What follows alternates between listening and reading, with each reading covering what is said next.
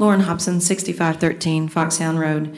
And before I start, I just want to say if it's merit pay and a teacher does what she's supposed to do or he's supposed to do, if they earn it, they should get it. Simple as that. I wanted to speak to you this evening because our students need your help. You need to be their voice.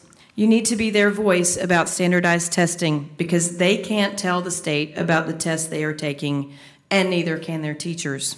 Specifically today, I'm speaking about the social studies standardized test that they will be taking next year.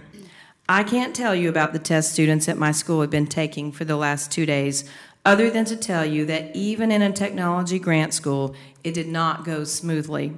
My administrators were tasked with constantly having to reset computers when students would be kicked off the system. Apparently, this is a Pearson issue, not even an infrastructure problem. Who will hold them accountable if you don't? What I can tell you about it is the practice tests that are online for anyone to view. I actually took the practice test the other day for 3rd grade, since that's the students that I teach. It was 60 questions. It took me, a teacher, about 30 minutes to do it, and I had a pretty massive headache afterward. I scored 56 out of 60 on it. I'm the 3rd grade teacher. My son volunteered to take it. He's an 8th grade honor student at Halls Middle School. He scored 53 out of 60. He also then volunteered to take the 8th grade test that he would be expected to take next week. Let me remind you, my son is an 8th grade honor student. I'm not saying this to brag, it's just the reality that he's the type of kid that could be a valedictorian one day. He scored 37 out of 60. That's a 62%. That's a top honor student. So what do you think the other students in his grade level are going to do?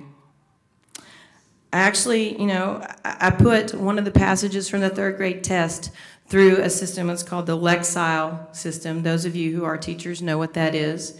It grades reading passages based on their difficulty. I put one of the passages from the 3rd grade test through it. It came out on 1950. I took some portions out that may have confused the system a little bit. It lowered it down to a 1700. For those of you that don't know what that means, I just happened to sit here and look up what kind of text would be rated as 1700 on the Lexile system. Don Quixote, 1500. The complete poetical works of Lord Byron is 1530.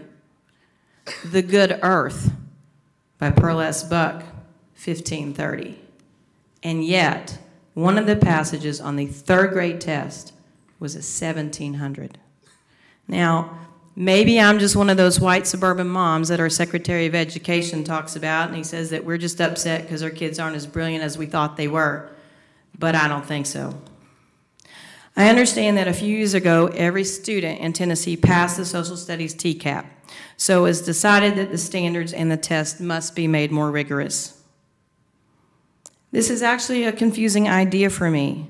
On one hand, as a 3rd grade teacher, I'm told that by the end of 3rd grade, every student should be reading on grade level, yet we can't have a social studies test that everyone passes? That's quite a paradox, I think. In closing, I just hope the board will be vigilant in expressing concerns to the state about this issue. We must demand better for our students. Higher standards sound good, but they must be fair, achievable, and developmentally appropriate. Thank you.